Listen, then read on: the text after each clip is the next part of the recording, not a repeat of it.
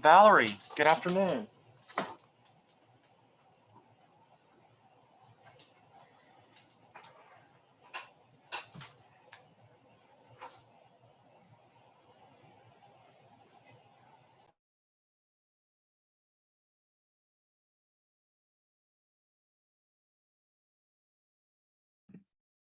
Hey Jay, sorry, my computer was acting up. I had too many pop-up screens in front of me.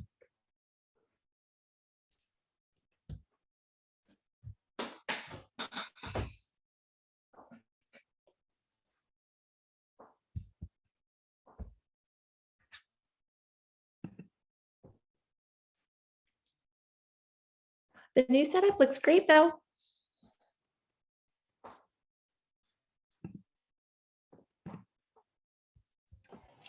Valerie, how are you? Sorry, how are you? I'm just trying to get everything set up. I'm good. No, it looks good. Yeah, I had too many screens open in front of Zoom, so I was like trying to get back to it to unmute myself. Oh no, I'm trying to get my camera situated. Can you see? How's the clarity on this one? Is it too bright? It's really faint, the line itself. All right, let me see if I can fix this. Is that? Okay,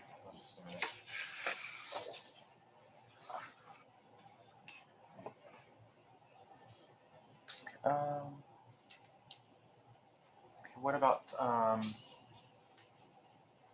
this? Can you see that? Yeah, I can see that pretty good. Yeah. Okay. I was going to. Are you able to? Can you see this image pretty clearly? Oh yeah, yeah, that's good. Okay, good. Okay. Yeah, I guess. Okay. Okay, good. I guess that's. I don't know. For some reason, this looks a little crooked. I don't know why, but.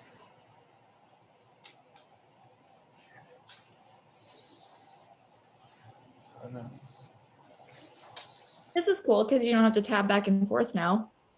Do what? The new setup's cool because you don't have to like go back and forth now. Right. Okay. Yeah.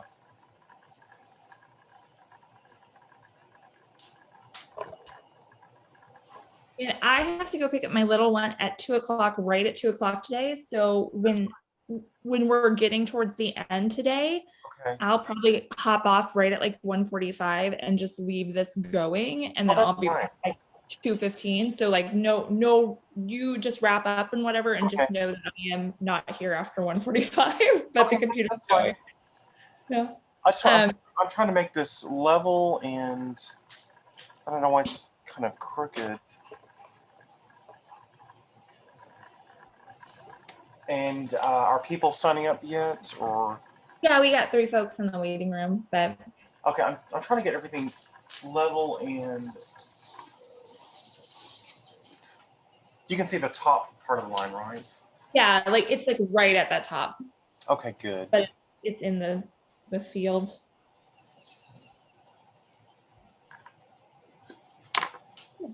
This should be, I like the perspective class. I like neat. The reason I actually got accepted into the interior design program at UNT was because of one of my perspectives, is because they were like, you know how to do this, and I was like, oh, do I was like, oh, interesting. Oh, that's great. But I honestly think I'm actually blind in one of my eyes, and so I have very little depth perception, so I've had to be like hyper aware of like perspective. Just from a living in my everyday life kind of thing, I feel like. Oh, really? Well, that I didn't know. Well, so you can still see in 3 dimensions, right? Yeah, I still can, but it's like I still have to be like very hyper aware of that stuff. So I was like, oh, I wonder why I was able to understand that a little bit better. All right, I'm gonna start letting folks in, and then just give like a brief update, and then let you go for it. Okay, sure. Valerie, are you? Oh, I just want to make sure that you can see this. Yeah, it looks great. Hi, everyone. Thank you guys for joining us today. We're gonna let everybody get in, get settled. if you guys have any questions, you're welcome to ask them in the chat. I sent out an email with just a couple things that if you guys wanted to have for today's class, you're welcome to have them. I also sent out links to the last few weeks' videos. So if you wanted to go back and participate in any of those videos, go ahead and draw those and send those over to Julie in our national office, and she will give you credit for the classes. And then once this video series and next week's video series is completed, those will also be uploaded. So just be on the lookout for that. I'll send an email. And other than that, Valerie, are you able to see the drawing on my screen? I am. That looks great. Good. Great. Okay. Yeah. And yeah, other than that, you guys enjoy class. Jay, I'll let you take it from here. Hello, everyone, and welcome back to class. We're going to be starting to do perspective drawings. I think if this is the same group of people, we did some preliminary perspective drawings before, but this is an image of what we're actually going to be drawing for the 2-hour session. I'm just going to be showing you some quick examples of just some preliminary perspective drawings. If you've kind of forgotten, I'm just going to kind of give you a refresher of what we talked about during some of the last studio classes. Okay, so I'm just going to leave this up on the board for just a minute. Obviously, this is a perspective box with, of course, the Palladian or the Cerulean arch on the right side. And then we're going to be showing the space will continue as a garden and, of course, a small little triumphal arch. There's some very simple, basic techniques to show how to properly draw this. Okay, I'm going to close my screen and I'll kind of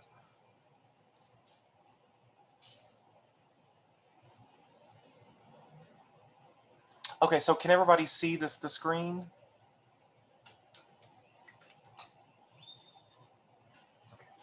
Okay. Valerie, are you still able to see this? Yeah, looks good. Okay, so just kind of some refresher information is that, you know, there's really two main types of perspective drawing. One is the 1 point. And if you remember, the 1 point perspective drawing is normally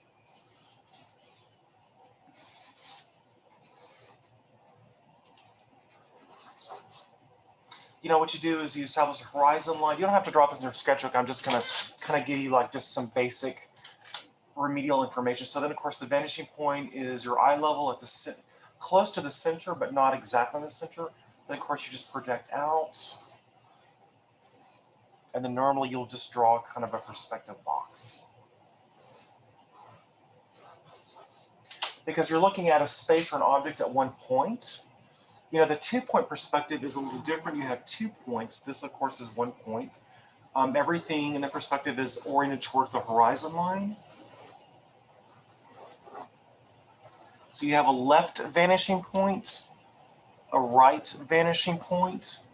Then the object is associated at the center. Then you just draw, I'm just drawing a large kind of cube in perspective.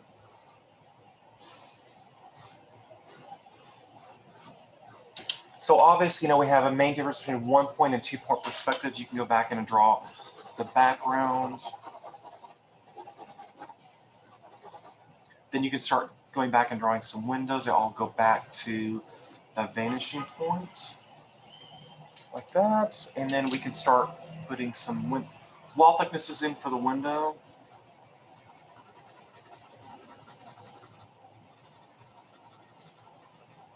So we can clearly see the main difference between 1 and 2 point perspective. It's really remarkable that you can take a thin sheet of paper and draw a 3-dimensional image on a flat plane. That's what's really remarkable about Brunelleschi in the 1400s in Florence, figuring out how to actually properly draw a linear perspective. We kind of talked about that last. Okay, so we're going to talk about some terms.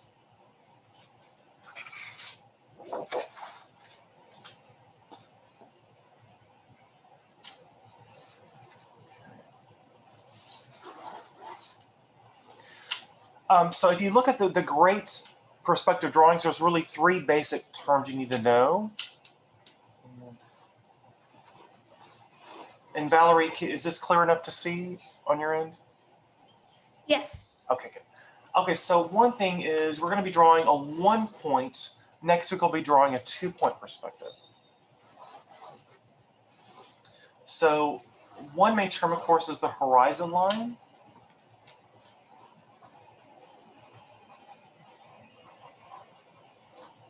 And of course, the vanishing point lies on the horizon line somewhere.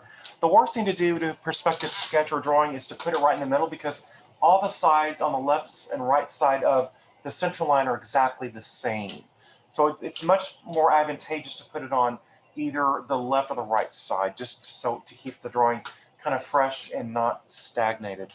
Of course, the eye level is the same thing as a horizon line. If this is a person standing, I always draw really heavy-set people. If you go to Italy, they eat too much pasta and drink too much wine, so they're all fat. So anyway, so the horizon line is the eye level.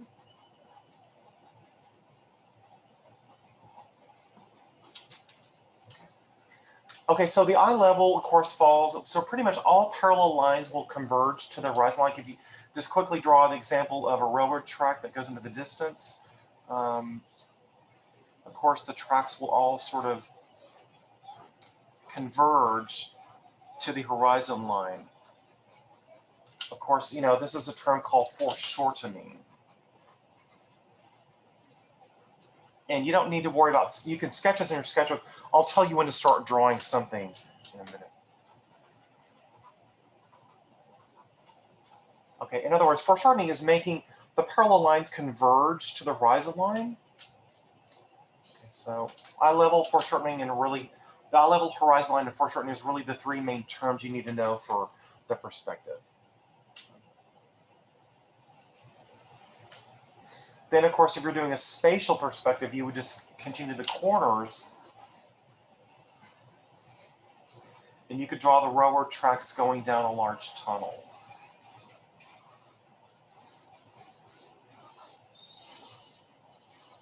Then, of course, you could probably shade in the sky to show that that is the background.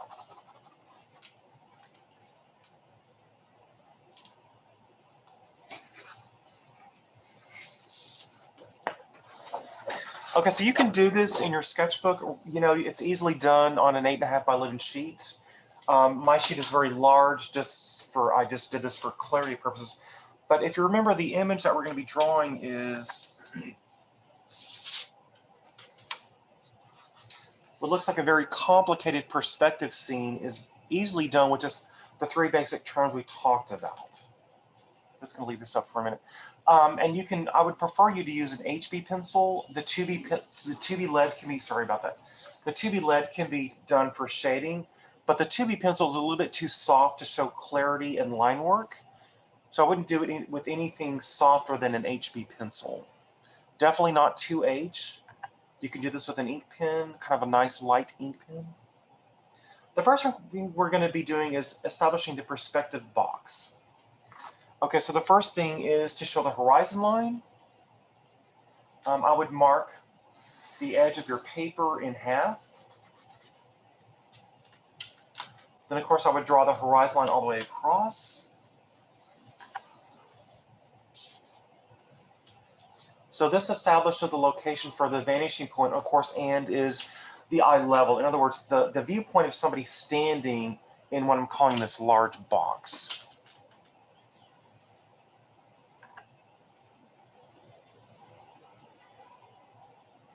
Okay, so let's try to determine where the vanishing point can fall on this. Again, the worst thing to do is to put the vanishing point right in the center. What I would do is to properly draw this image is that I would start establishing the horizon line into thirds. I would just kind of roughly divide this into 3 sections, then project it down, and then that would become the location for the vanishing point.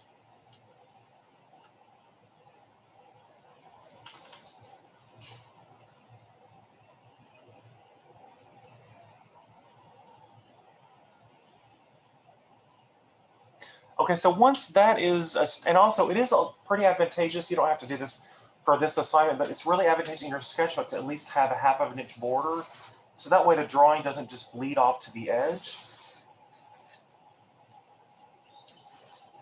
It's kind of a suggestion for composition.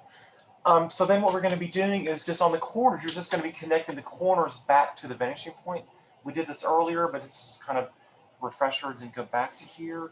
Because, you know, if you leave, you don't really draw regularly, it is kind of hard to maintain your drawing skills and your craft if you don't draw regularly. So again, we talked about this, but this is important stuff to relearn again. So again, I just would go back in and establish the, of course, corners for the perspective space.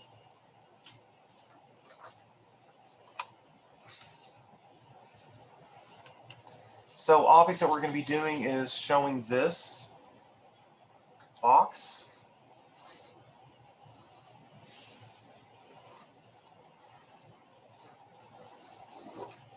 So we're going to be establishing just the 1, 2, 3, 4 corners.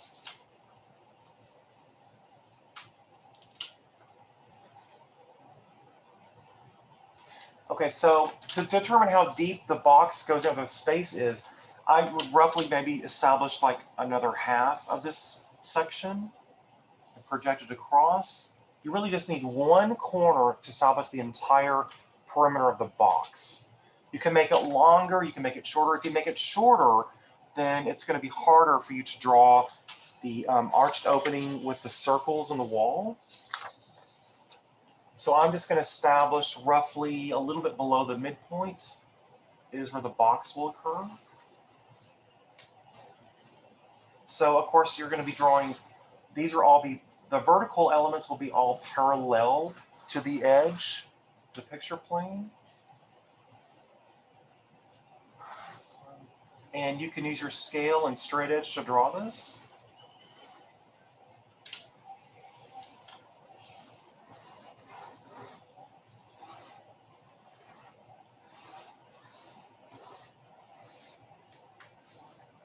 Okay, so easy breezy, beautiful, right? Just those 4 corners in a perspective box. And I'll give you a few minutes to kind of get that established.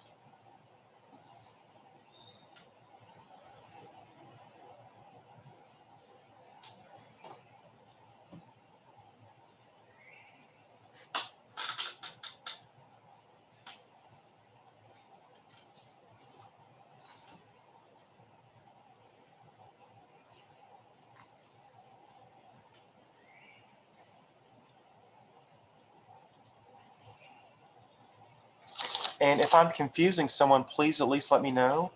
And I'll just give you a few more seconds to get that drawn.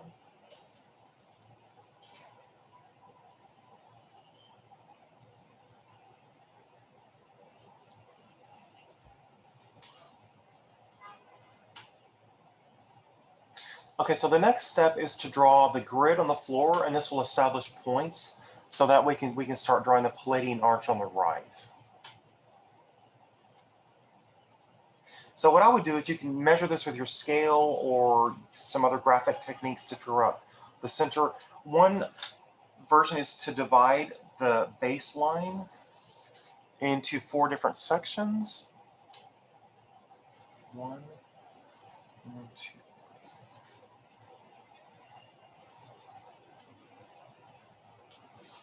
Of course, so that's, if you wanted to divide this horizon line into 4 different segments, you can use a calculator or measure it and divide it in half. Or else you can lightly show the square, the diagonals.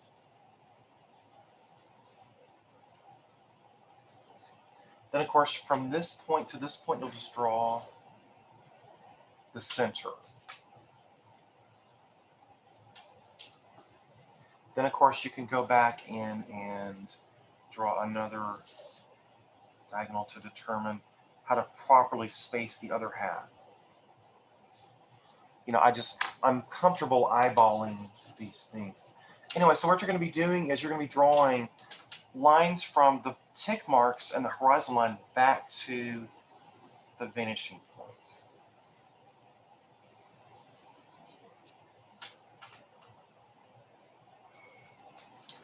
So what you're going to be doing is to draw the grid properly foreshorten, you draw a diagonal from this corner to this corner.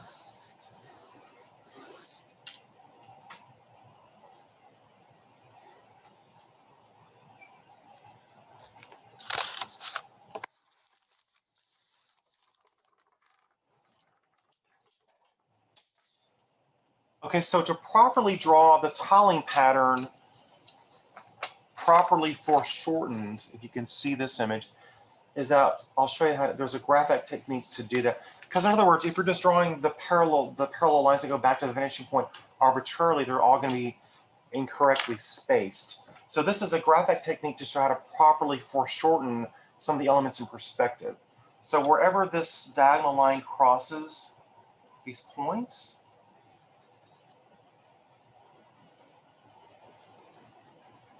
like that, what you're going to be doing is just going to be drawing a square pattern on the floor. So then you're going to be showing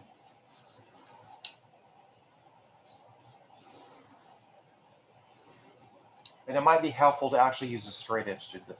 So in other words, now we properly foreshorten the spacing of the square tiles going back to the vanishing point or the horizon line, but by using the diagonal, the center, and then where these lines meet, the corners, that will be properly showing the diagonals on the floor of the squares.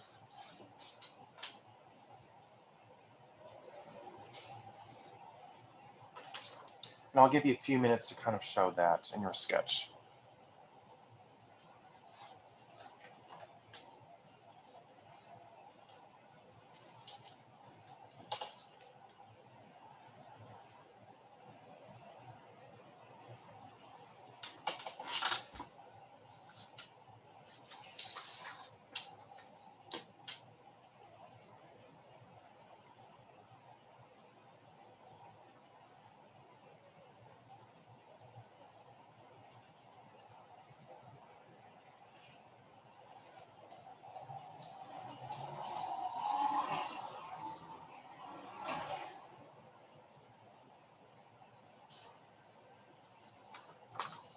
Okay, so let's look at the finished drawing for a minute. So on the next step is to start drawing the facade on the right, the Palladian arch, of course, which has the large arch in the center and the two side lights on either side of the drawing. Okay, so let's look at this. So let's establish the center of the arch on the wall, the midpoint. We'll just project up to meet this line that goes, of course, back to the vanishing point. I would establish the center.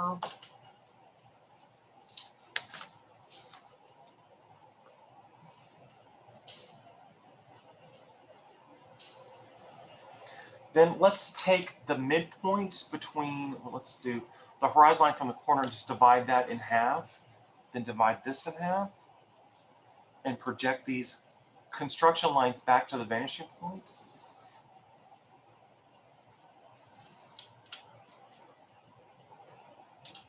Okay, so this will establish the spring line for the arch. I'll give you a few minutes to kind of do that.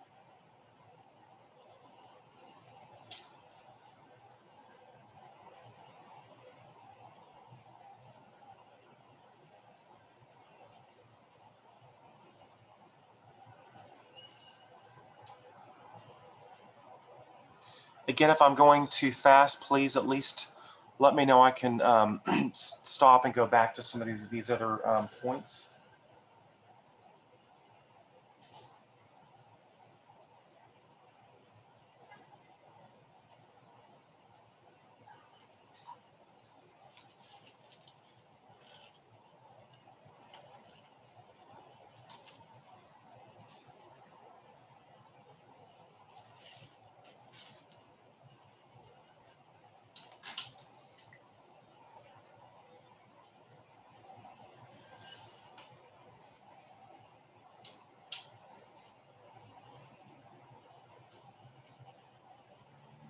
Okay, so let's establish the width of the arch.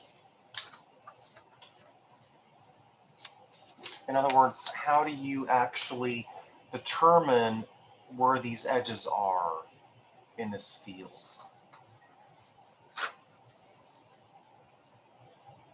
So one idea is to take, or you can act, if you want to, if your drawing is not that accurate, you can simply eyeball just the width of the arch opening, or else you can project up the other central lines from the tiling pattern that will give you places for the edges to occur on the facade on the right.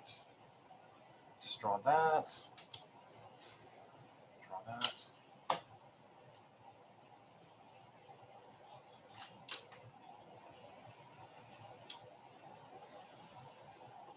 Okay, so this will establish one of the openings.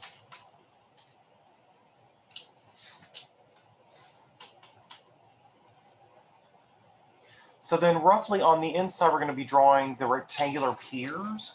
I just would simply draw some verticals like that.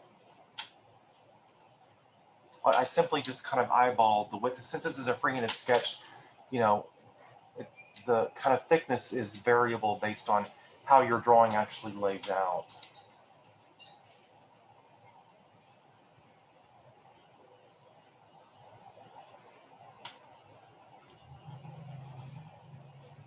Then roughly I would just kind of eyeball the thickness of the piers.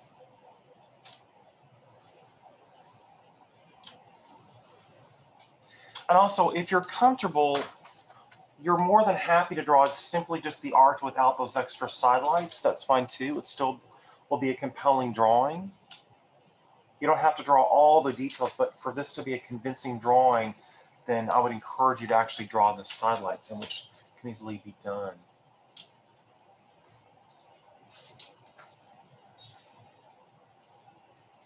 Okay, so let's darken in the openings for the sidelights. I like to just draw kind of a thick line.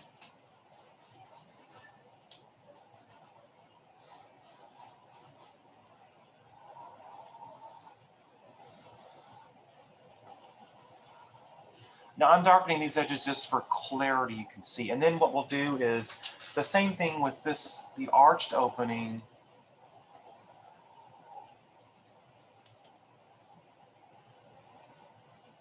Is that we'll start drawing the wall thickness. So pretty much since all the horizontal edges will all be exactly parallel because this is a 1-point perspective. So the wall thickness will be the same 90-degree angle from the horizon line. So in other words, this will all be completely parallel to the horizon line.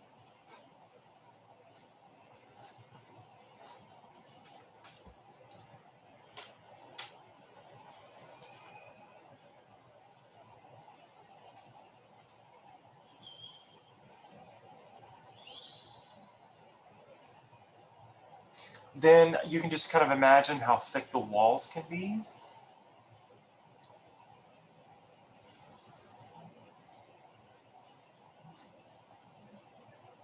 We're going to draw the bottom of the header, the top of the sill. If you were to manually draw this larger with a scale and triangle and a parallel bar, in other words, you would just establish these points, project back to the vanishing point, and that will determine how the wall thickness is properly foreshortened as it gets closer to you. So what's interesting is most of the drawings we're doing in this class is that you really don't have to use a lot of numbers or measurements. You can graphically determine the size of things.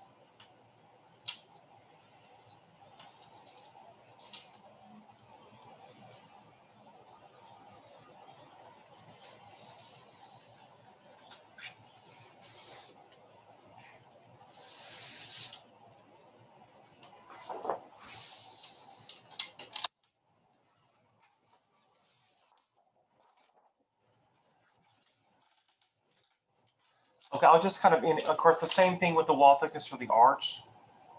Be continued down. Then we'll just project, or you can just continue the windowsill across like that.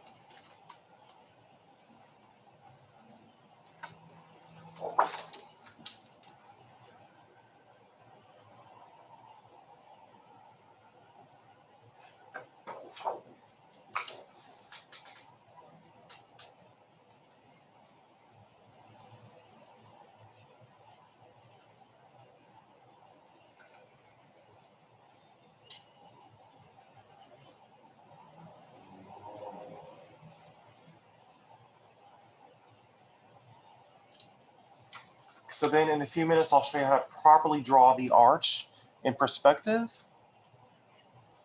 But the next step is to draw the opening on the left.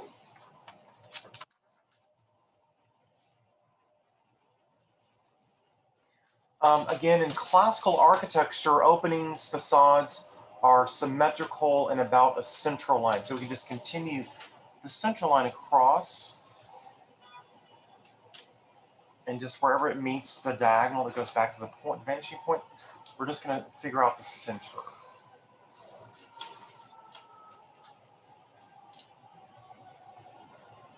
Then what you can do is just measure the height of the bottom of the window header, and of course the sill across there.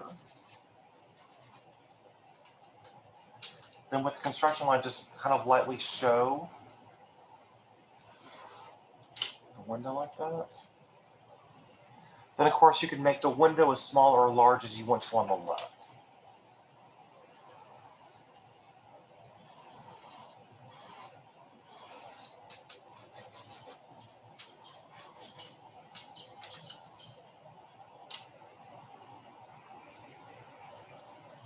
Then you can start drawing the thickness of the wall. Of course, these are all parallel to the picture plane or the horizon line.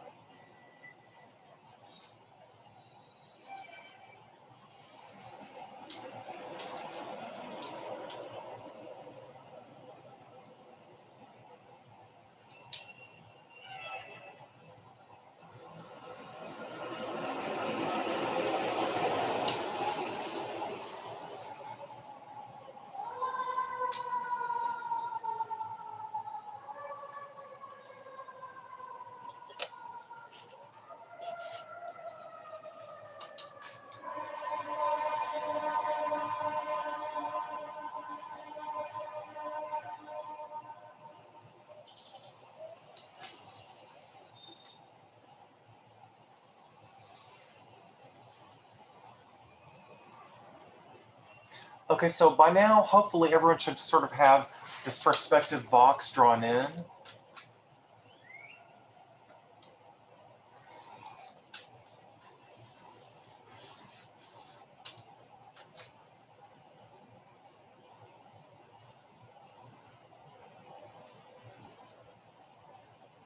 I'll give you a few more seconds to kind of get that finished and resolved.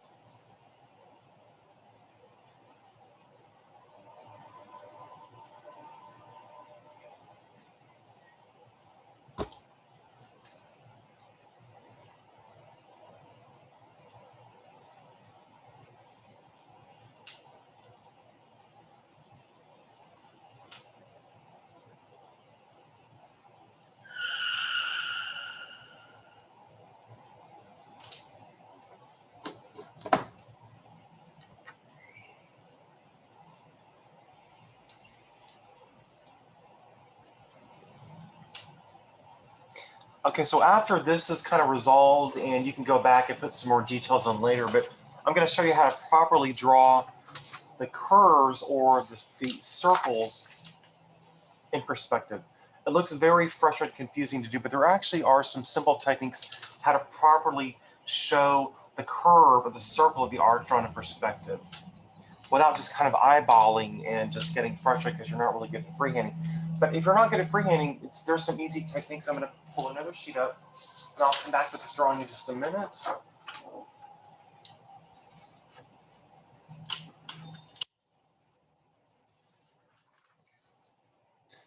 Okay, so let's take a look at the perspective. This is a larger drawing I'm going to be doing.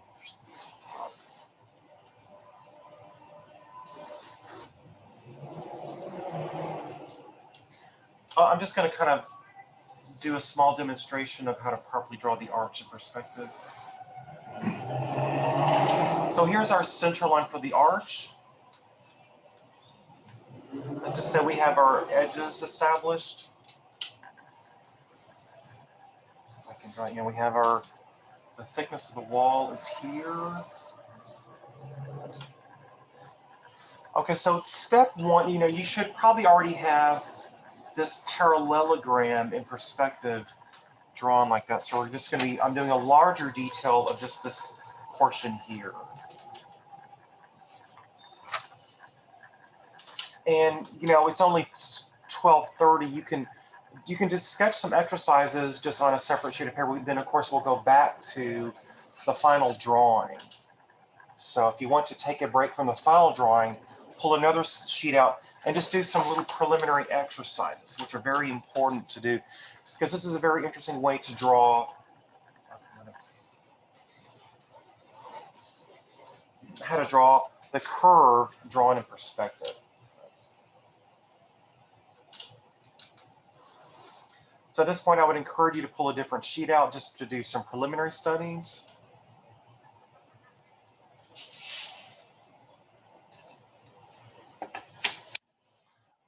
Valerie, is the clarity better with the lamp on or with the filter? It's about the same for me. Okay, all right. But if anybody else okay. has other opinions, let me know. Okay, so anyway, you know, obviously all these lines go back to the vanishing point. We're going to be drawing the curve, which is, of course, called the system of diagonals. So from the center, we're just going to be drawing the diagonals. So in true elevation, what we would be actually drawing is the two squares. The arch is, of course, half, the semicircle is half of course, the curve. We'll be drawing this. This is in true elevation. Then, of course, we're drawing this distorted and foreshortened in perspective.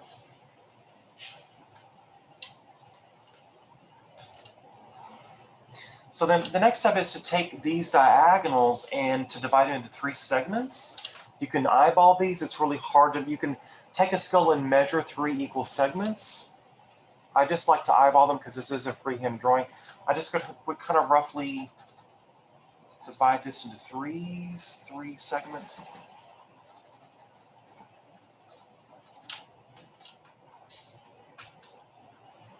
Then, of course, always, you're going to be drawing the curve from, of course, the spring line. The spring line is, of course, where the arch begins.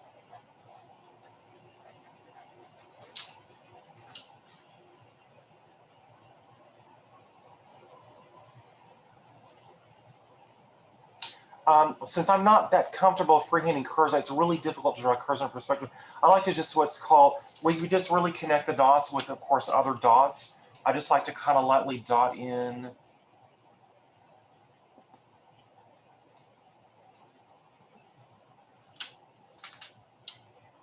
Then I just like to go back and darken in the curve itself.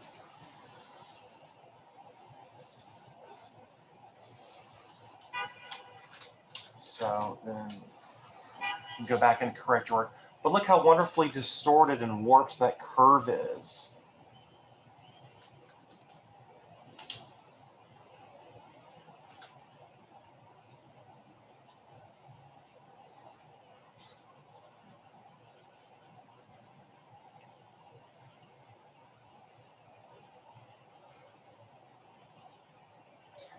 Okay, so let's take this curve and draw it as the proper wall thickness.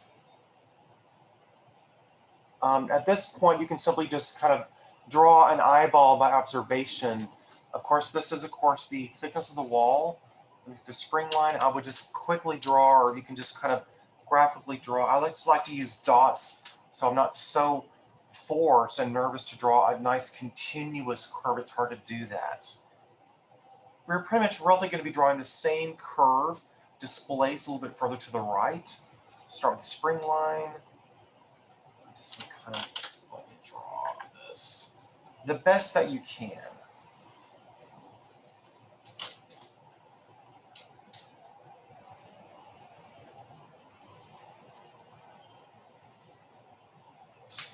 And hopefully that made sense. I know it's a little bit intimidating to draw curves. You probably haven't drawn curves properly drawn in perspective, but when you start practicing, then it should become second nature to you.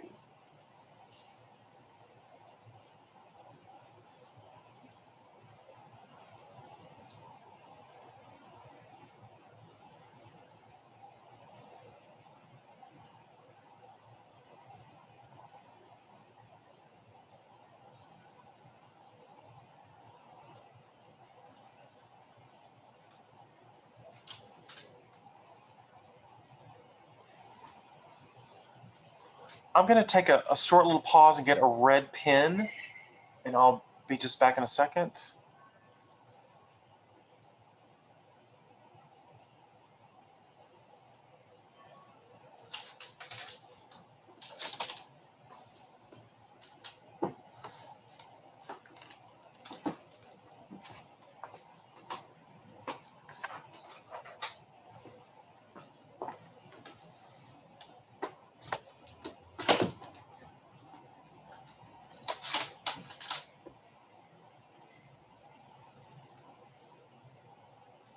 Okay, and so Valerie, I think you can probably see the screen again, right? Yes. Okay. Yep. So let's just say, you're doing a sketch and you want to show mullions, or you want to show the actual subdivisions in the glass. This and that. And then, of course, you want to show possibly another curve, like a true classical window. Is that all you would have to do, is simply just project these points back? Here's the radius, the midpoint. Of course, you would just project the midpoint back. Or you would be easier if you kind of eyeball this, but you just would go back and then draw the mullions, 45 degrees. I think that might have really thrown everyone's perspective dynamic off, but I'm sorry, these have to be, parallel. Okay, but that's just kind of a trick to draw. If you want to draw glass in the window in perspective, you would show the same technique to show the curves like this. But we're not drawing mullions in this. This is kind of an enigmatic perspectival view.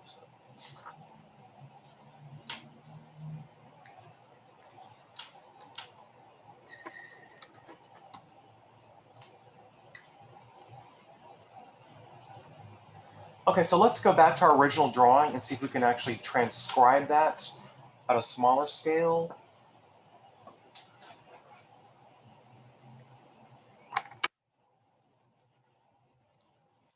Okay, so let's show that, let's first figure out the height of the arch. Again, you can subdivide this into halves. Halves, and of course you'll project back to the vanishing point, and that will give you the top of what's called the apex.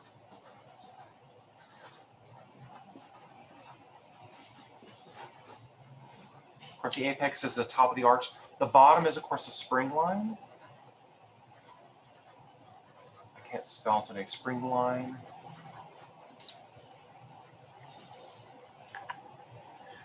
And again, this is a freehanded 8.5 by 11 sheet. I use the graphic diagonal method, so it should be pretty clear to draw at this scale. I would just draw the diagonals, subdivide them into thirds as closely as possible.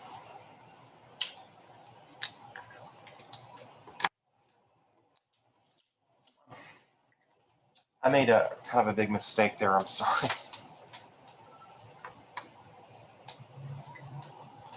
I'm sorry, let's actually draw the curves, the diagonals properly.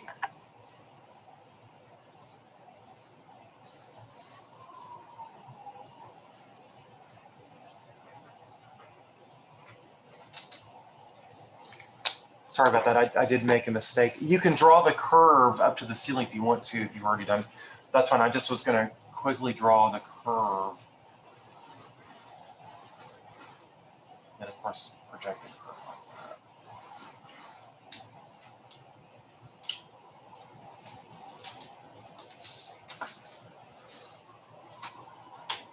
that. And thank God for erasers, right? So what I just did was I just did this diagram as a smaller version, and your teacher made a horrible mistake. But you can draw the apex up to the rooftop. It's going to be more elongated arch. Of course, you can properly draw it as the apex at the center. Of course, the midpoint between these 2 points.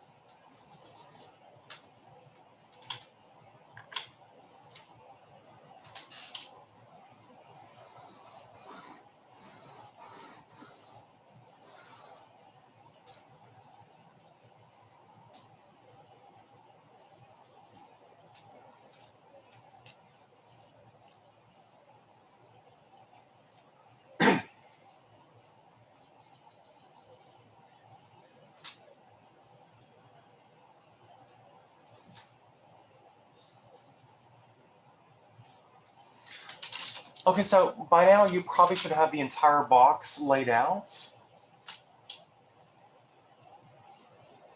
And also this video is being recorded. If you get stuck or behind, you can always go back and rewatch the video just to kind of perfect your craft.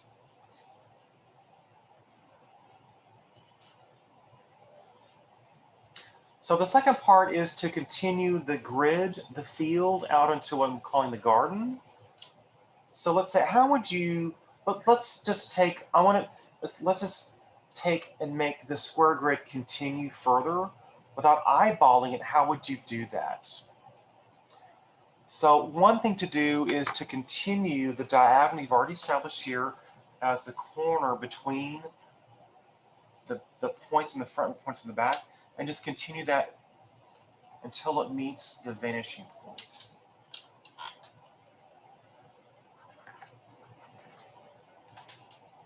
So technically we have two vanishing points. One for the perspective box, another one for the diagonal. This is still a 1 point perspective because your eye is standing and looking at 1 point, not 2 points where the object is rotated.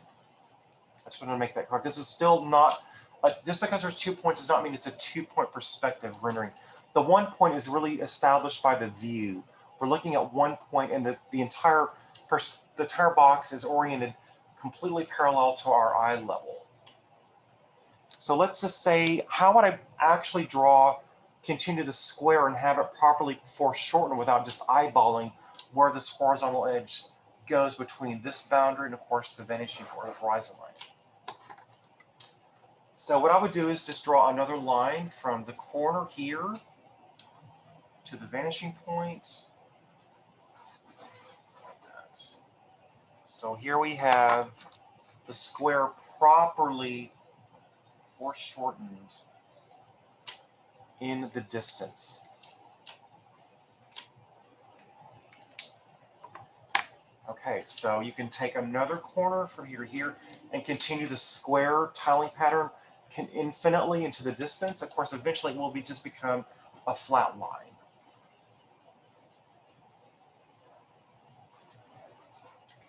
So gradually we can tell that it's constantly getting thinner and thinner and thinner until it just kind of blends into just a simple line.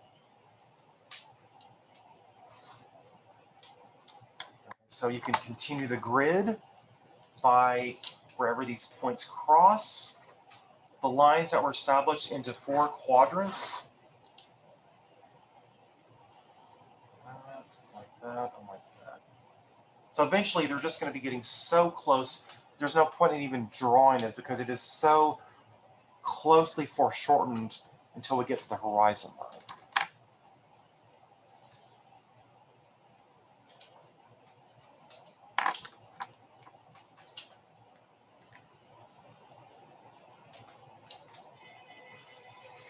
Okay, so this is square number 1, square number 2. Square roughly number 3. It's hard to even visualize because it is so foreshortened and close together the further infinity it gets to.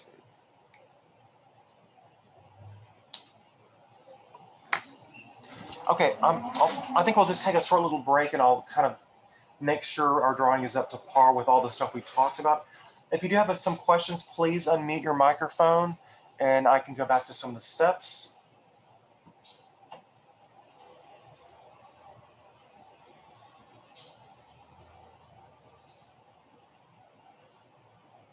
We're going to be taking our 10-minute break at 1, so we have 15 more minutes to draw.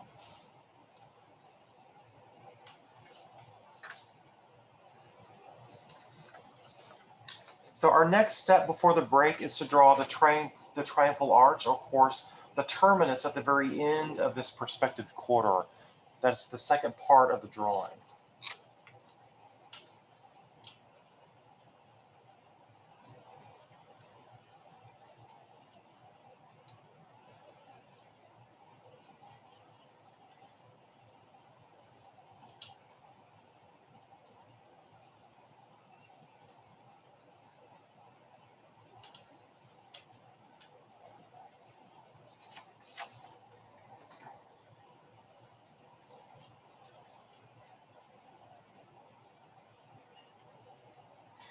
So Valerie, on your end, is this a little bit clearer and brighter?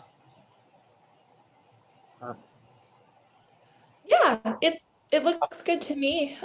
You just can't really see some of the words and just make them out, but as far as the actual lines go, everything's good.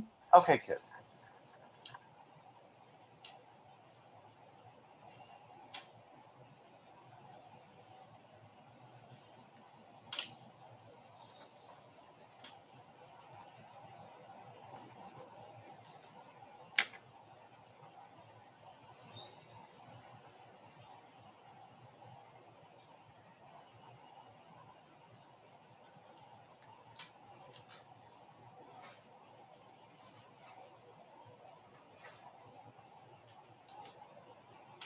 Okay, so continuing, the excuse me, the terminus, or of course the triumphal arch, or the receiver at the end, of course, the axis, of course, is center line.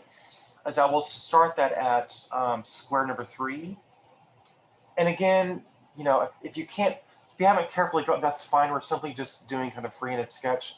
So what I would do is just where these corners meet, project up, and also continue your lines to go back to the vanishing point. Just continue this up.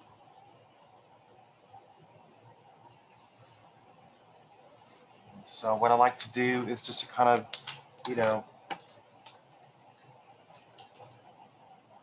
just like to draw, we can just kind of loosely draw the curve.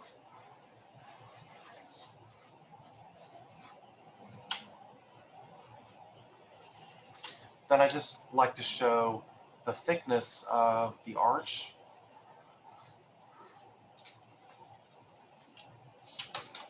Okay, so now that arch is not foreshortened in a perspectival view, because of course it is in an elevation, true elevation, which we're drawing, is that it is simply just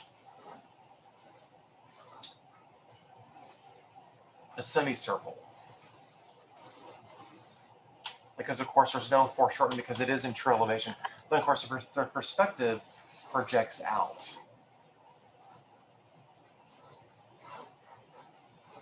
So if that makes sense.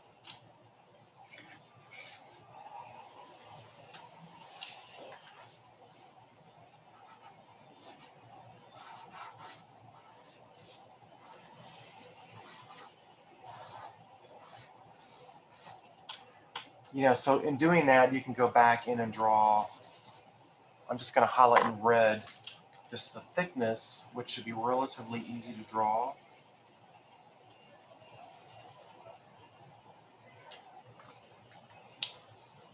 Okay, good. Then, you know, we just kind of draw a cornice at the very top. Just to finish that off. Then the same rule applies to the ceiling. We can just draw kind of a cyma recta curve. Of course, the cyma recta is this. For a crown mold on the left, and then of course on the right side, but you can't see.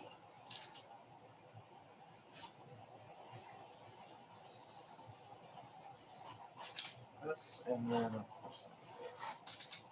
Then I just go back to the vanishing point and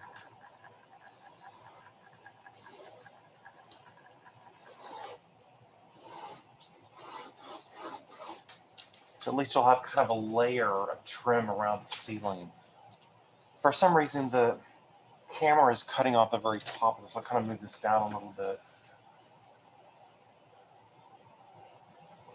Remember, in the classical moldings lecture, the cyma recta is the mold that's at the top.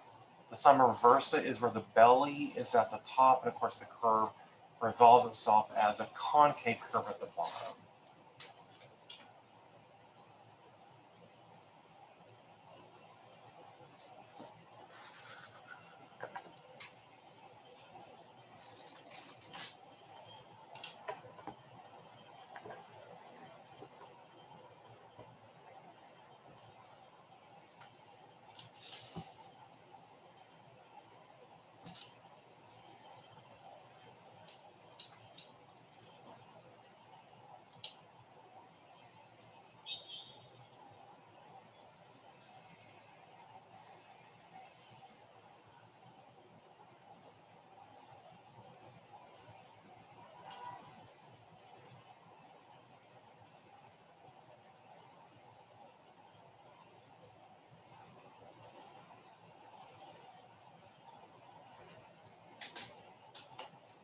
Okay, hopefully everyone is on the same page and has a compelling one-point perspective image.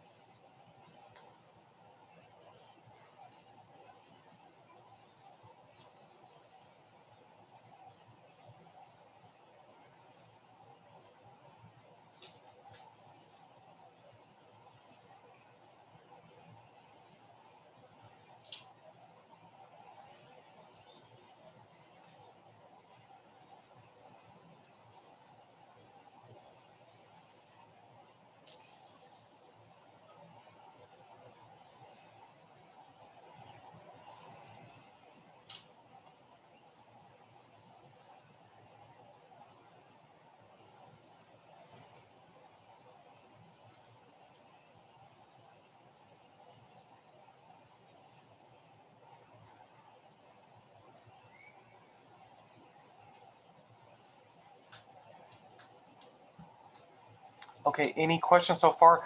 I think at this point, we'll take about a 10-minute break. I'll give you some time to kind of go back and maybe show some more detail and get just the kind of foundation image first. Then we're going back in and draw the trees, the cityscape in the background, the skylights, and some other details. Any questions so far? If you have questions, you can unmute your microphone. Otherwise, we'll go ahead and take, I think we'll regroup about 1:10, and then I'll give you some time to go back and finish. I'll show you how to properly draw the skylights and, of course, the cityscape in the background and some shading techniques on this. Because really at 2 o'clock, we want to have a completely finished drawing of this kind of caliber with all the detail in it.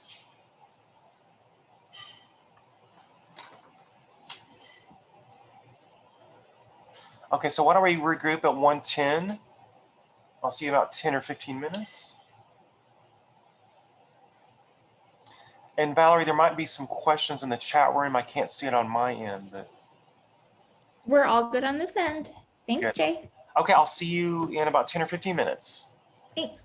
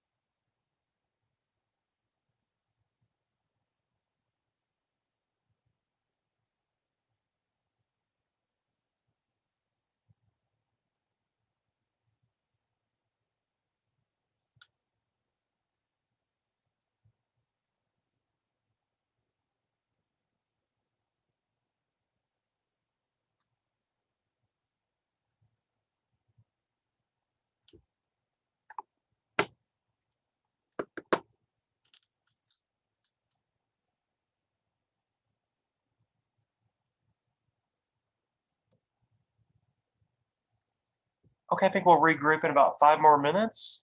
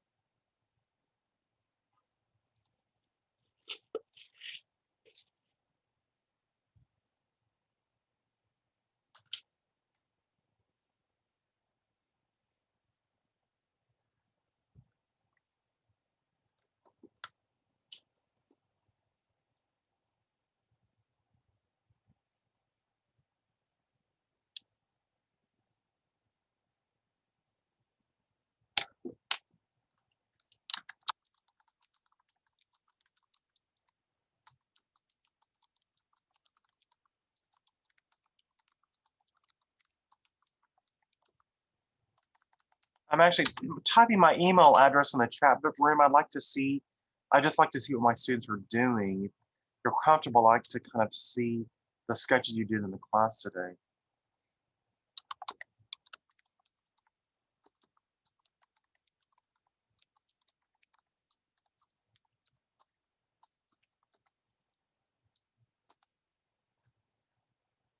Okay, hopefully, I just sent my email address in the chat room. Hopefully you can probably see that.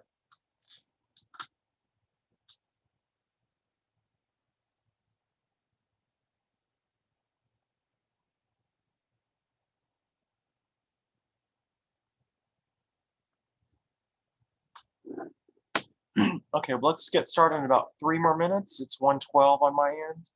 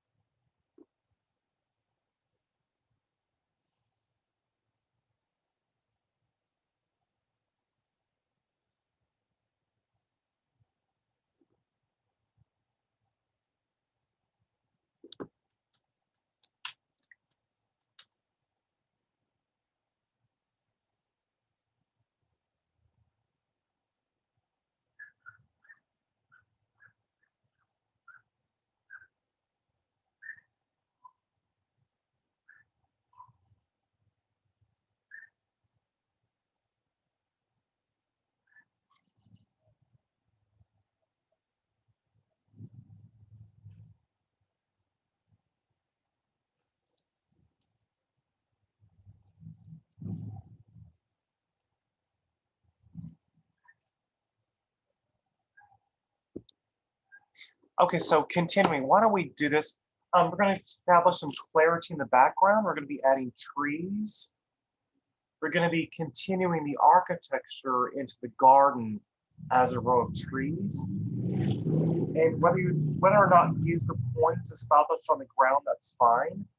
I think it would be strong is if you continue the top of the header, and of course, the bottom of the header, the top of the whistle, and just kind of draw topiary trees. And I'm just simply drawing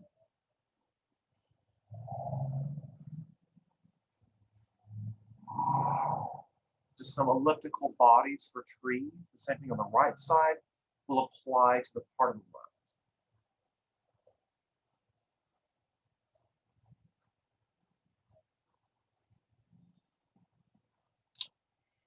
And then I just try to draw some shading for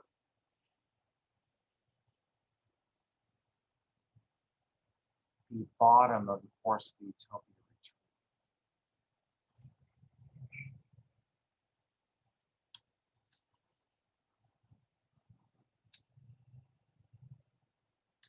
Then in the background, just for clarity purposes, let's start shading in the negative space, of course, albeit the sky. So with an HB pencil, normally in architectural renderings or drawings, shading is done with kind of a nice, consistent grain of roughly 45-degree angle. The worst thing to do is to do shading in all different directions. So with the side of your HB pencil or 2B pencil, you can start shading in the sky.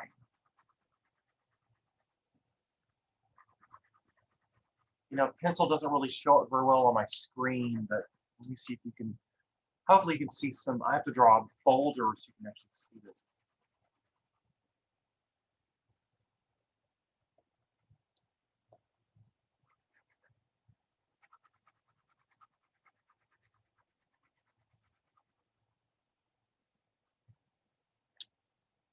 Okay, so now we can tell the interior space versus the outdoor space, and of course the tranquil arts.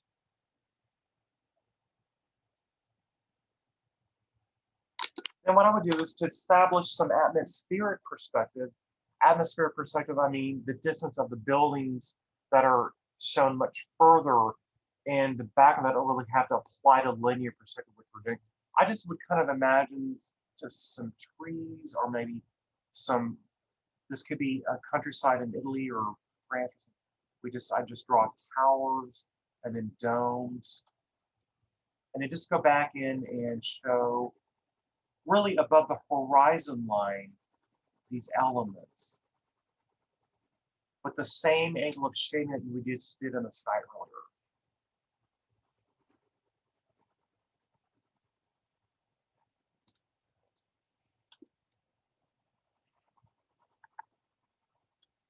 The same thing on this side, the left side of where the window is.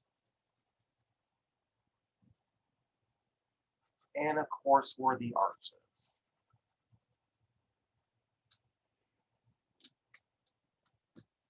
So this should be drawn very, very dark,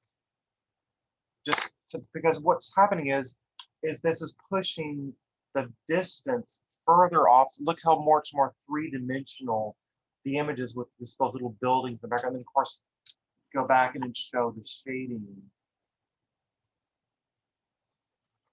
to project the facade elements.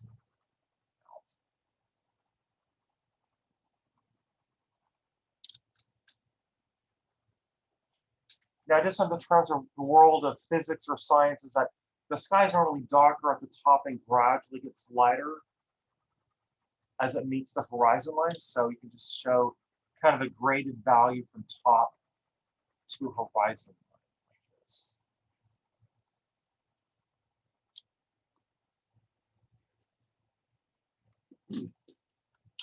Yep. But you know, look how much atmosphere and depth this incredible image has.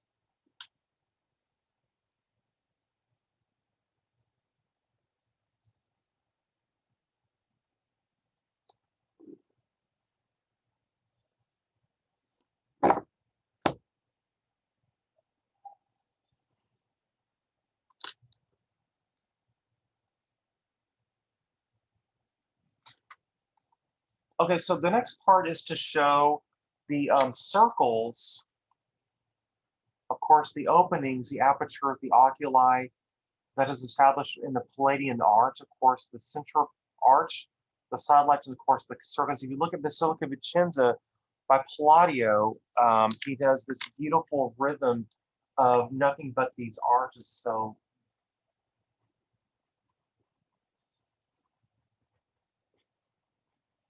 it's in Vicenza, Basilica.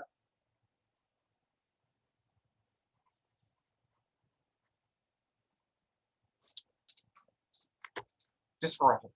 Okay, let's see if we can try to draw the circles above the sidelights. How would you do that?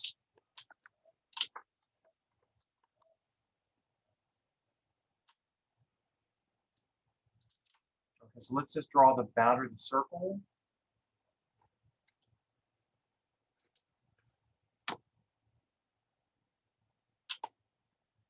So then what I like to do is just show above the spring line, the diagonal, and then of course,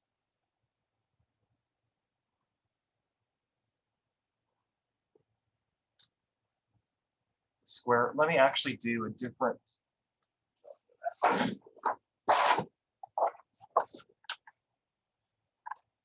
Okay, let's go back to that in a minute. You can just do this in your sketch, or you can just watch me draw.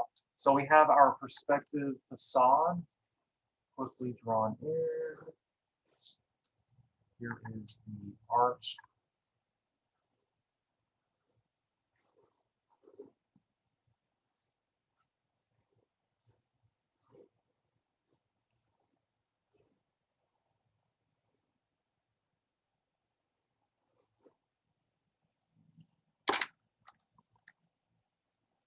Okay, let's take the top of this from this edge to here and into here. And let's just draw a diagonal. You know, obviously this is the arch opening for the planing arch at the center, sidelights, because roughly you're going to be drawing a circle that is, if you look at the elevation, we can draw that.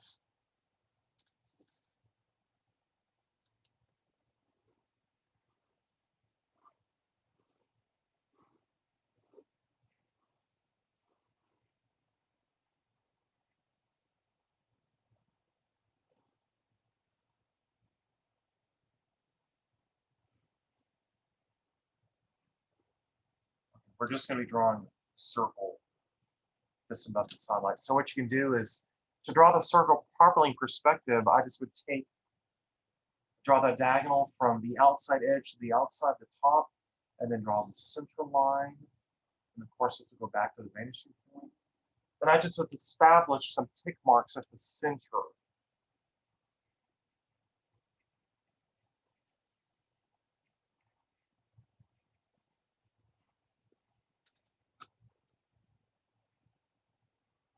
Then a center for here for the diagonal. Then you already just simply connect the dots.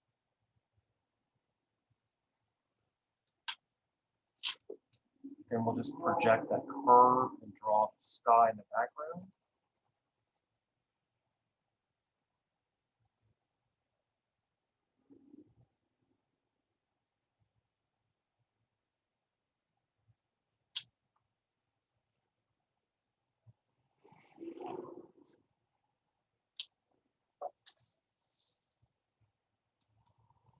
So let's draw this on the facade.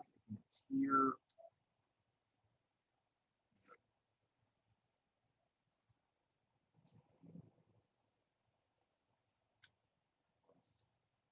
We'll divide each line into halves. Just draw the circles.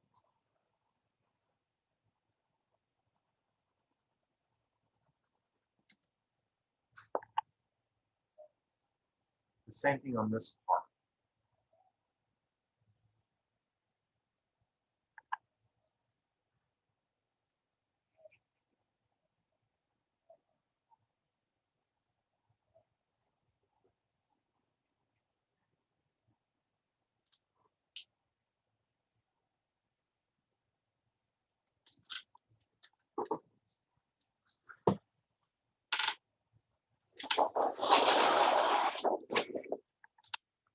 So again, to draw that, we have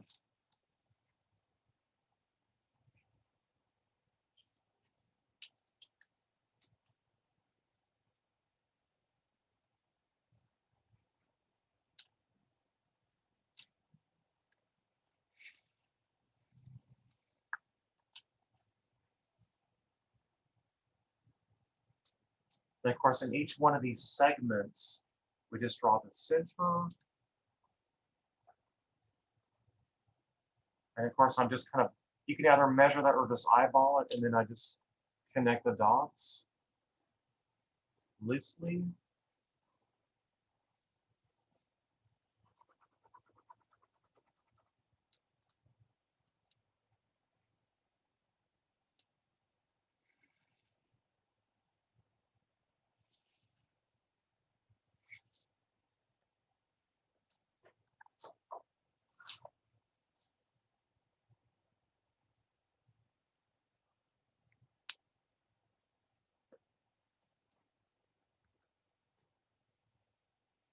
Okay, so then in the negative space around the window, I just like to show light shading.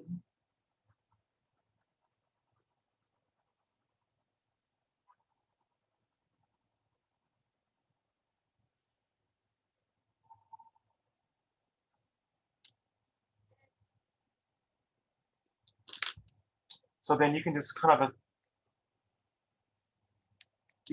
show some shading to make the facade in the foreground completely emerge into the closer to your eye than just having it as all white space. Because look how much the depth is accentuated just by the value of the sky and everything. Then, of course, on the ceiling plane, we can go back and ad-lib some other details. We can draw maybe at the center of this, we can draw a skyline. To draw the center line of the ceiling, we just project, take this or the center from here to here,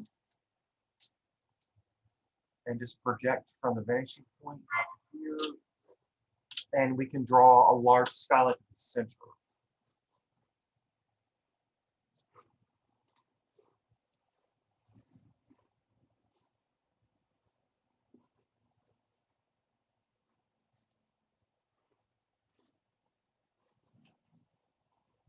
So we can draw a curved skyline at the very top of that. We can show some metal frames. All these lines go back to the point. And then we can kind of just assume a solar angle. So the sun is roughly up here. Of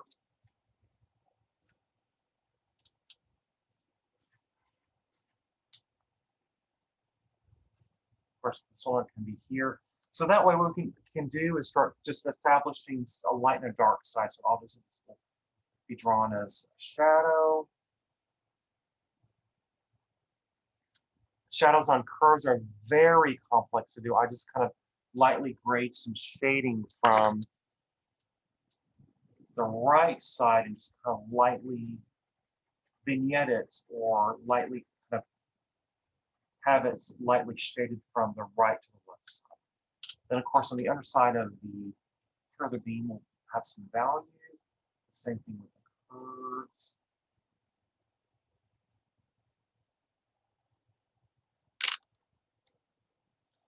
Same thing with this shadow.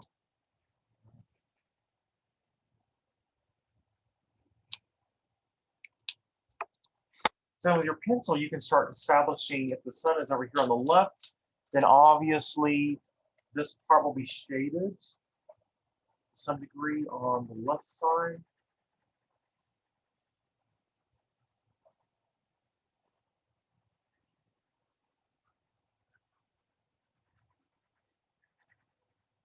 Now, since the top of the sill is facing sunlight, actually the sun is obviously way above the sky. I just kind of did this for a graphic, just to kind of prove a point. But so then you can go back and put some shading.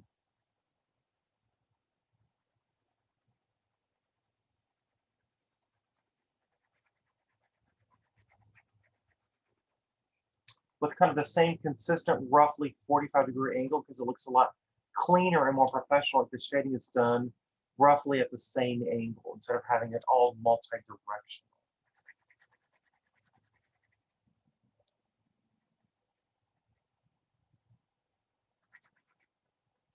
So when you sort of emphasize the light shining on top of the windowsill, you can make the shading around that much darker just in part, just to kind of emphasize there is light from the left side.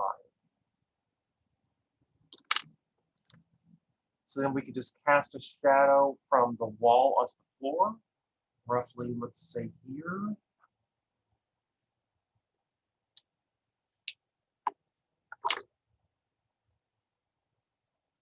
Of course,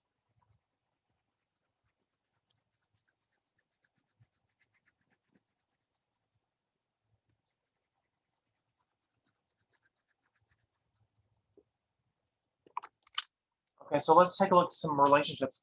So the shadow is, of course, the object, the body of the information cast on the floor. So this will be darker than, of course, this is called the part in shade. Part in shade. The shadow is always darker than, of course, the part in shade. So the shadow on the floor will be 90% of the time will be darker, of course, than the shading on the wall. So in doing that,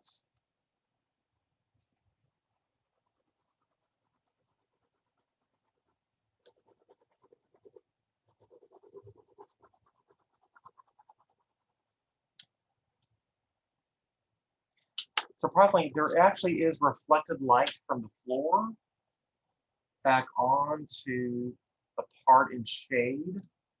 This is the part in shade, not the shadow. This is the shadow, is the total absence of sunlight. The part in shade, of course, is the other side of the wall. Of course, there is some reflected light from the sun hitting the floor and then back onto the wall. So this part will be lighter than, of course, the shadow.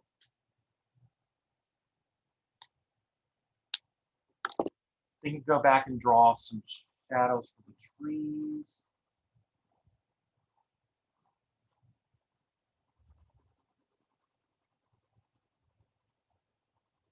And of course, you can draw the shadows on the trees on the right side as well too.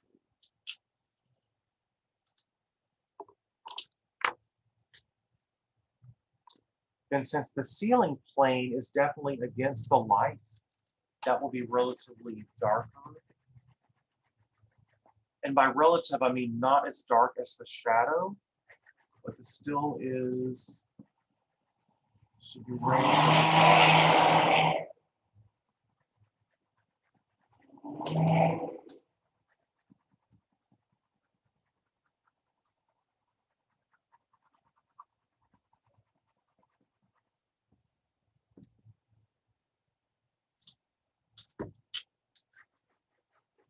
Then, of course, for clarity purposes, I like to make the sky at the top darker and gradually get lighter as it meets the horizon line.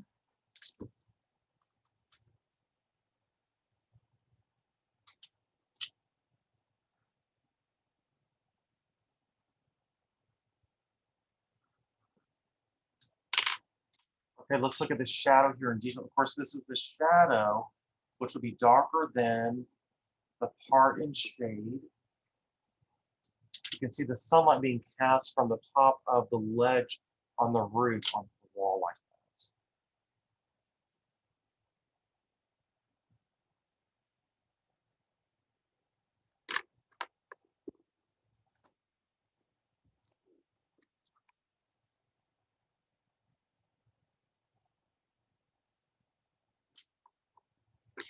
that. Then to finish out the drawing, you can start showing a windowsill.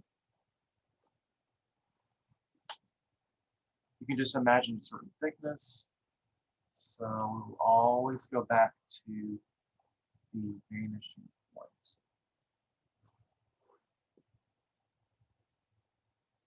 Then of course you can draw a classical base.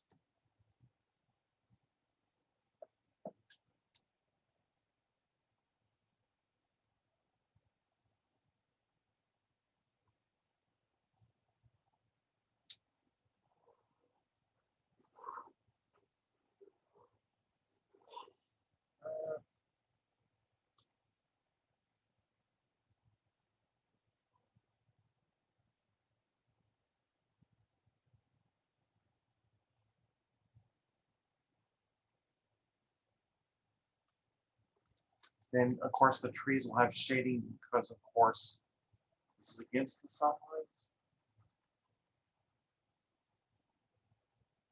And if the trees actually meet the wall for the triumphal arch, there will be kind of a shadow here.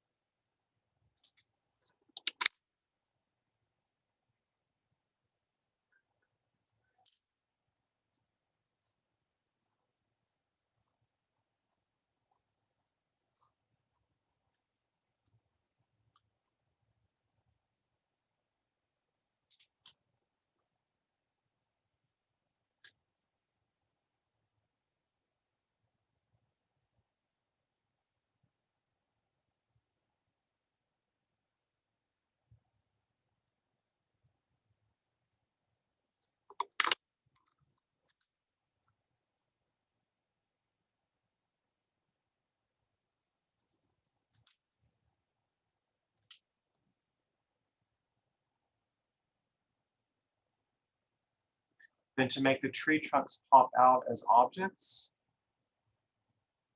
you can put shading around that to make them look more three-dimensional.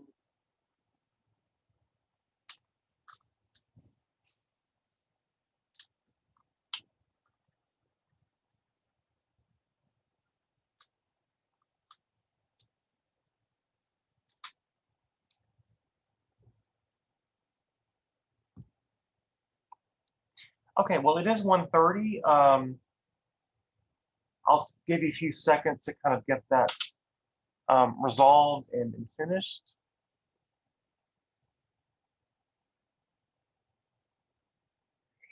And also, I'm encouraging you to use different colors. The red shadows just really make the drawing very animated. That's kind of why I was suggesting you to use different colors just to kind of accentuate the shadows. Really, if this is the shadow on the floor, this would be colored in as the same relationship as the shadow cast on the window jamb.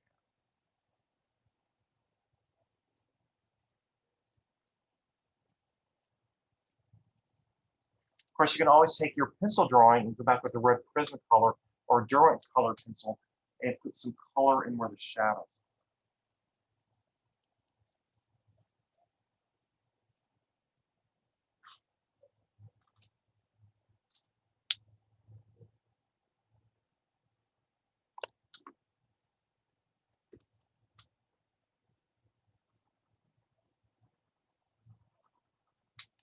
Okay, so let's look at this window. Since this is the bottom of the header of the lintel, the lintel in architecture is really the main structural span above an opening. So the shadow will be darker than, of course, this is the part in shade, because there is some reflected light from the windowsill at the bottom, So this will never be as dark as the shadow itself.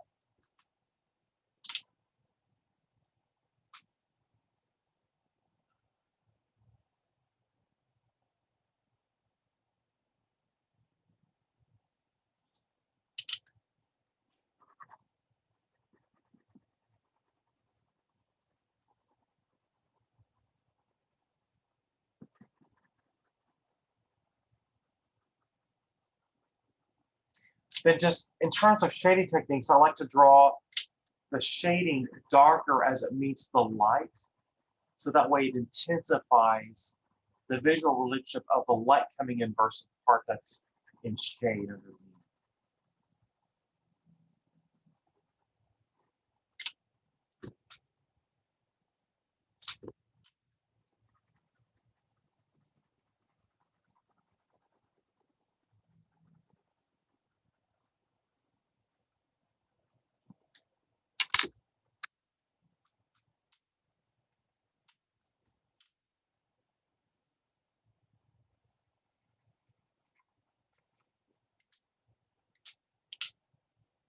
Now, again, I'm just using these permanent art markers only because the Prismacolor really doesn't show up very well in the instructional videos.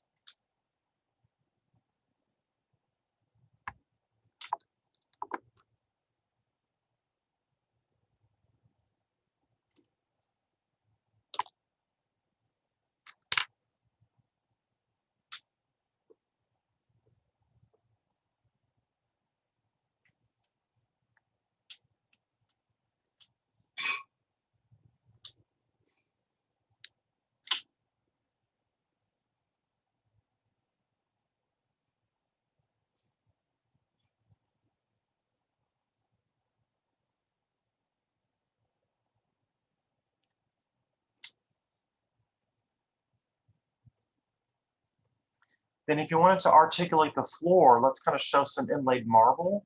Let's try to draw some inlaid marble circles. So I'll just establish the center point. Of course, let's go back to the vanishing point. The center mark here is parallel to the picture plane. Draw the diagonals. Determine the midpoints.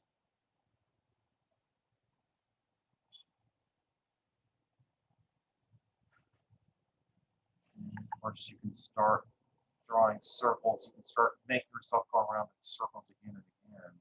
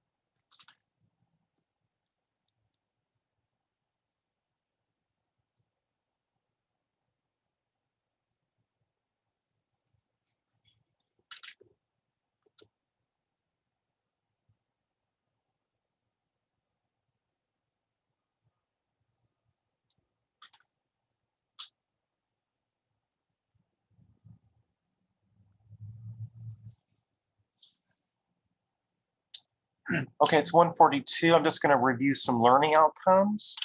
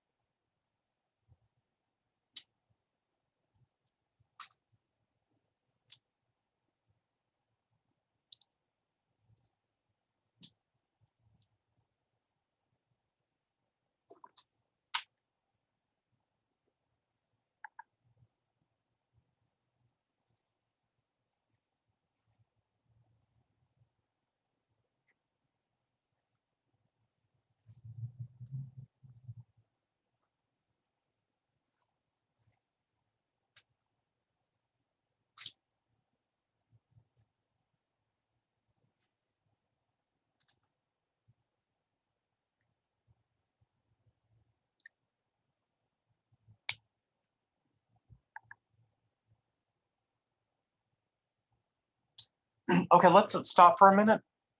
I'm just going to turn this over and kind of review, kind of make a very complicated, what looks like normally a very difficult subject to draw, relatively simple just by the virtue of showing just a few quick relationships. You start with the box.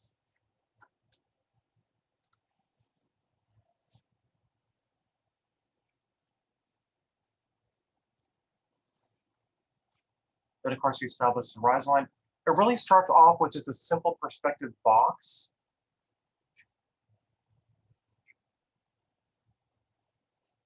So we learn what the horizon line is, the vanishing point, the eye level, foreshortening.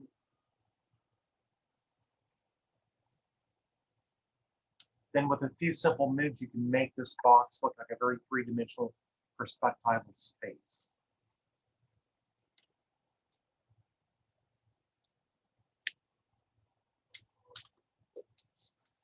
Of course, it gets more difficult by the fact that we're drawing curves and circles in perspective with the technique I'm calling the diagonal and the midpoint technique to draw circles properly foreshortened. The same thing with the floor grid, a diagonal established that goes, of course, all the vanishing points will go back to one horizon.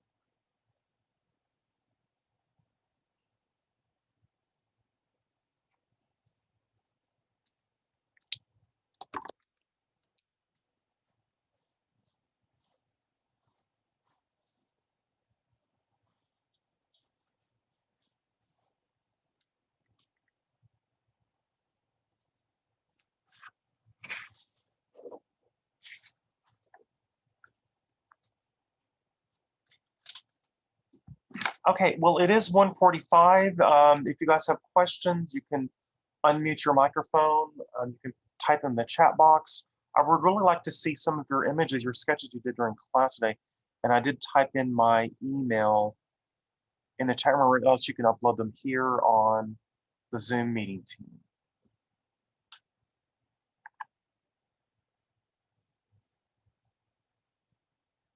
But you know, in the time frame of 2 hours, look how wonderful you could take a flat sheet of paper and turn it into something really dynamic and three-dimensional.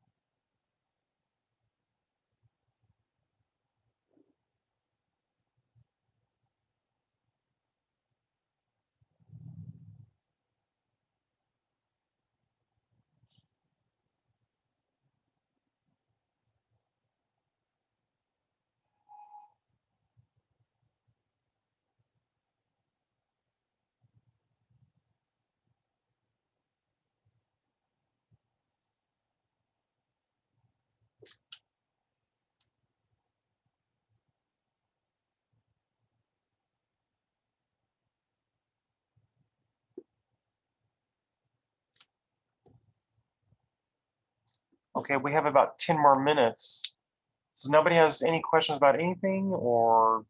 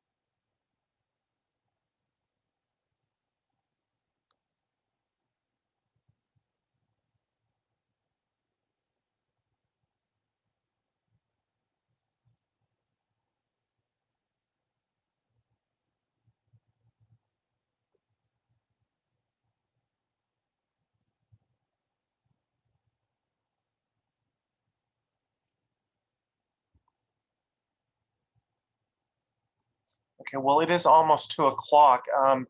Again, I'd like to see some of your sketches that you've done. And then for next Tuesday, we'll be doing what's called a 2-point perspective. This is clearly a 1 point.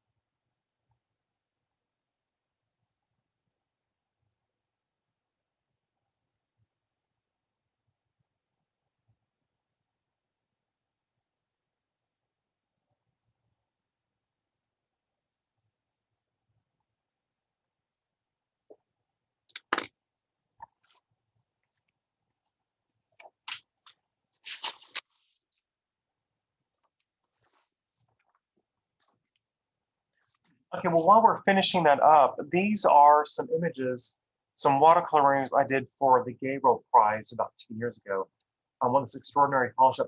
These are, 1 point, this is a 1 point perspective with the same technique that I did in class, just a little bit more refined with watercolor and some more shading. This next one is actually a 2-point perspective. And what I mean by that is that this facade goes to 1 point. And of course, this facade on the floor goes back to another point. You can see that these lines are not parallel. They actually go back to the vanishing point. The same thing with the beams and of course the iron ceiling.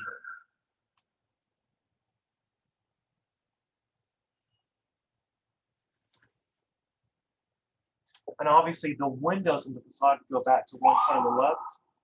The ceiling goes back to 1 point on the right.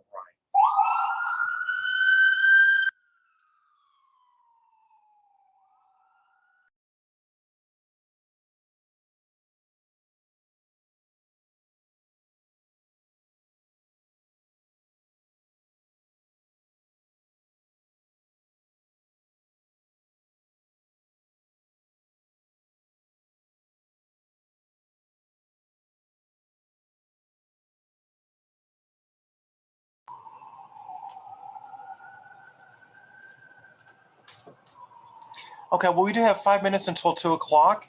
If there's no questions, I'd like to see your sketches you did. And then for next Tuesday, we'll be doing a 2-point perspective drawing.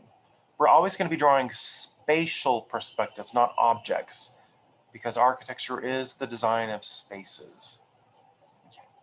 Again, well, thanks for everyone for attending, and then hopefully I can see your work, and I will see you next Tuesday at 12. Okay. Thanks for coming.